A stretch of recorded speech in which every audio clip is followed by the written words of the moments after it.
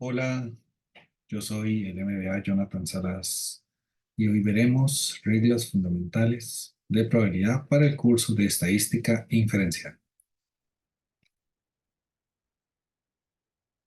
¿Cuáles son las reglas fundamentales de la probabilidad? A manera introductoria tenemos y definimos que la probabilidad hay reglas claves que nos ayudan a calcular la probabilidad de eventos y entender las relaciones entre ellos.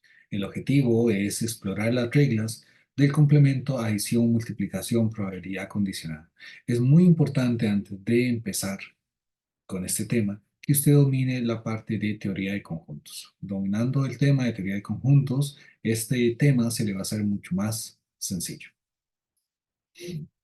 La regla del complemento, la probabilidad de un complemento de un evento A es igual a uno menos la probabilidad de A. Por ejemplo, A complemento es uno menos la probabilidad de A. ¿A qué se refiere? Por ejemplo, si tenemos un dado, la probabilidad de que salga un número de ese dado, siendo un dado de 6 caras, entonces es uno menos, perdón, es uno menos la probabilidad de que ese número salga. ¿Cuál es la probabilidad de que ese número salga? Un sexto. Entonces, ¿cuál sería la formulación respectiva? Probabilidad de A complemento sería uno menos un sexto. Entonces, es como tener la inversa. Y aquí tenemos que tener claro de que todas las probabilidades cierran a uno. Entonces, si yo sumo la probabilidad complemento más la probabilidad efectiva o positiva que estoy localizando, pues me tiene que dar uno. De lo contrario, estaría erróneo el resultado. Calculada la probabilidad de que no lleve, de que no llueva, P no llueva. Entonces aquí es donde definimos cuál es la probabilidad de que llueva menos la probabilidad de que no llueva. La sumatoria de esos dos tiene que darme uno. Luego tenemos la regla de adición. La probabilidad de la unión de los eventos A y B es igual a la suma de dos probabilidades menos la probabilidad de su intercepción. Entonces, la unión de la probabilidad A más la probabilidad B es igual, es correcta, siempre y cuando se reste su intercepción. Calcular la probabilidad de obtener un as o un número par o al lanzar un dado. Estos ejemplos los podemos ir realizando, puedes parar el video, los realizas y encuentras la probabilidad respectivamente. En un dado tenemos uno entre 6 y de obtener un as o un número al azar al lanzar un dado, digamos, en la parte del as hay que tener un poquito más de cuidado si es una baraja de 52 cartas. Entonces tenemos que tener en cuenta que hay 4 ases porque hay 4 familias diferentes en una baraja. Entonces es muy importante conocer también el contexto de donde estamos aplicando dicha probabilidad o dicha regla para la probabilidad. Luego tenemos la regla de la multiplicación.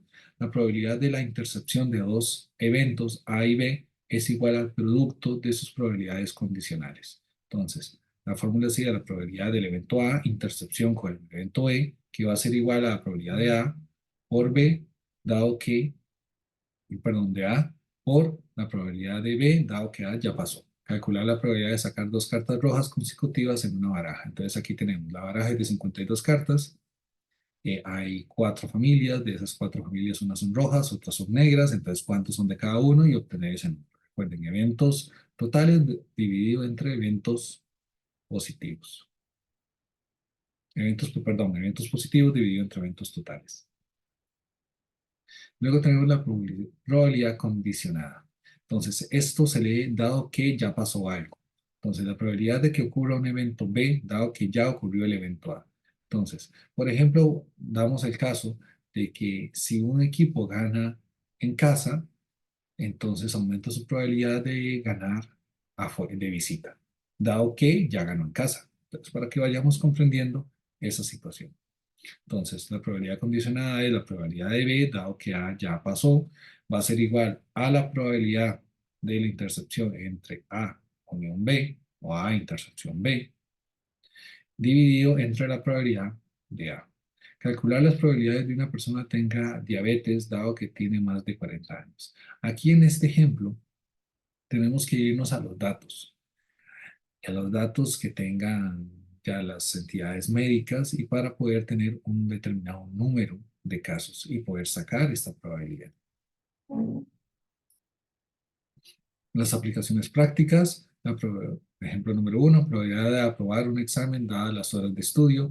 Entre más horas estudia usted, posiblemente aumenta la probabilidad de que pues saques una buena nota, una buena calificación. La probabilidad de tener éxito en un proyecto, dadas las habilidades del equipo.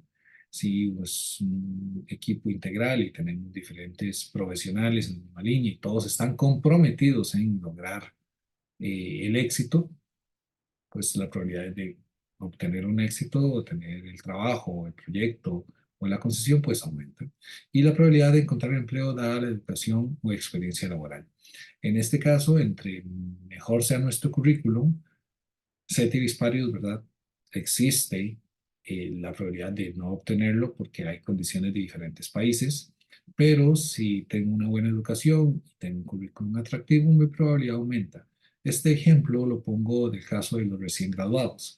Cuando usted se gradúa, si solo tienes tu título, no tienes experiencia y no complementas tu currículum con ningún factor adicional, pues sus probabilidades de obtener trabajo cambian si tienes algún compañero que tiene cursos de Excel, de Power BI, habla dos idiomas y así consecuentemente, y además tiene exactamente tu mismo título.